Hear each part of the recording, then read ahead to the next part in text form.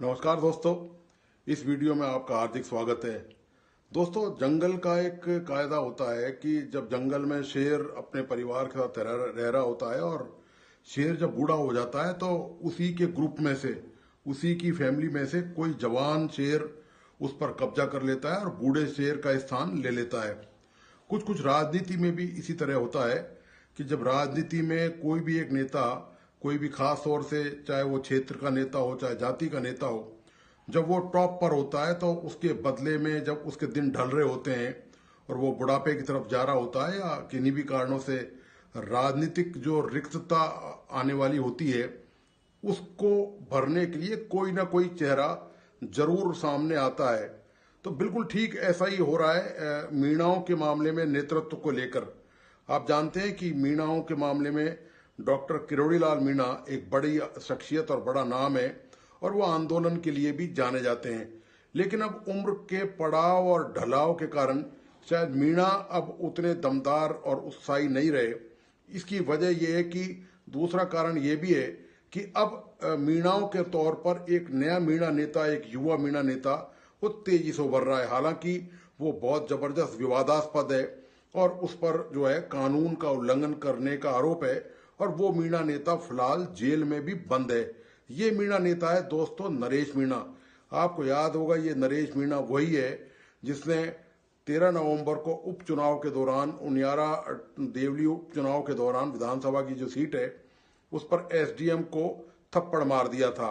उसके बाद वहां पर बहुत भारी दंगा फसाद की हालत हो गई थी, तनाव पूरे इलाके में उत्पन्न हो गया था। मीणा वहां से फरार हो गया था लेकिन पुलिस ने दबिश देकर मीणा और 50 करीब लोगों को गिरफ्तार किया, जिसमें से 3 या 4 नाबालिग थे, उनको तो छोड़ दिया गया। लेकिन नरेश मीणा की अभी तक जमानत नहीं हुई है। नरेश मीणा के समर्थन में टोंक के नगर फोर्ट में विशाल जनसभा हुई मीणाओं की, जिसमें ज्यादातर मीणा समाज के लोग ही शामिल थे।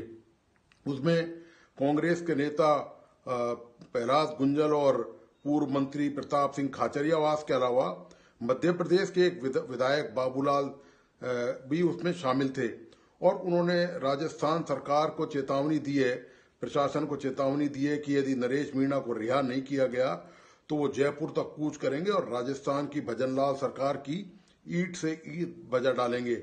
ये जो दोस्तों पूरा जो महापंचायत हुई उसमें हजारों लोग उसमें जुटे, जो नगर फोर्ट में महापंचायत हुई नरेश मीणा की रिहाई को लेकर और इस मांग को लेकर कि वहां पर जो तोड़फोड़ हुआ, जो आगजनी हुई, उसमें लोगों को मुआवजा राशि दी जाए, इसकी मांग को लेकर। इसमें एक जो दिलचस्प बात यह थी कि इसमें किरोड़ी लाल मीणा, मीणाओं की जो बहुत बड़ी महापंचायत थी, इससे वो नदारद थे, वो वहां पर नजर नहीं आए। ये सबसे विशेष बात थी। जबकि इससे पहले जब ये घटना हुई थी नरेश मीणा की गिरफ्तारी के बाद, वहां पर जिस तरह से तोड़फोड़ और आगजनी हुई थी, वो वारदात हुई थी, उसके बाद आपको याद होगा कि डॉक्टर किरोड़ीलाल मीणा वहां पर पहुंचे थे और उन्होंने इस बात की मांग की थी कि जो निर्दोष लोग हैं उनको छोड़ा जाए और उनको जिनकी संपत्ति का नुकसान हुआ है उनको मुआवजा दिया जाए।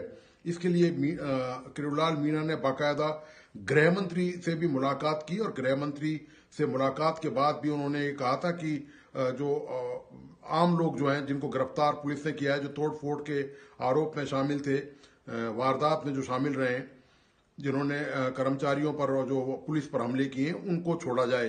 तो लेकिन मीणा की उस बात को मुझे लगता नहीं कि गृह मंत्री ने गंभीरता से लिया और अभी तक सरकार ने कोई भी केस वापस नहीं लिया है।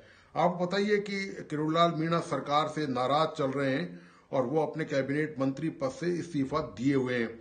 हालांकि वो कामकाज से दूर हैं लेकिन वो पॉलिटिक्स में अपनी जरूर सक्रियता कहीं ना कहीं दिखाते हैं। लेकिन इस मुद्दे को देख के ये लगता है कि मीणा ने नरेश मीणा वाले प्रकरण से अपनी दूरी बना रखी है, क्योंकि निश्चित तौर पर मीणा ये नहीं चाहते होंगे कि उनके सामने कोई भी दूसरा नेता या युवा नेता उभरता हुआ जिसकी लोकप्रियता इतनी हो जाए, जिसके लिए हजारों लोग इकट्ठे हो जाएं, ऐसा किरोड़ीलाल मीणा बिल्कुल नहीं चाहते होंगे निश्चित तौर पर। तो ये जो पूरा जो मामला है, निश्चित तौर पर चाहे वो विलेन के तौर पर ही नरेश मीणा वहां पर कानून में हाथ लेकर जेल में बंद हो, लेकिन उनकी जो लोकप्रियता का ग्राफ है, और राजनीति में आप जानते हैं कि ये सब नहीं देखा जाता कि किस पर कितने दाग लगे हुए हैं, ये देखा जाता है कि किसका लोकप्रियता का ग्राफ कितना ऊपर है। तो निश्चित तौर पर अब ये जो ग्राफ है ये कहीं ना कहीं किरोड़ीलाल मीणा के ग्राफ से ऊपर निकलता जा रहा है।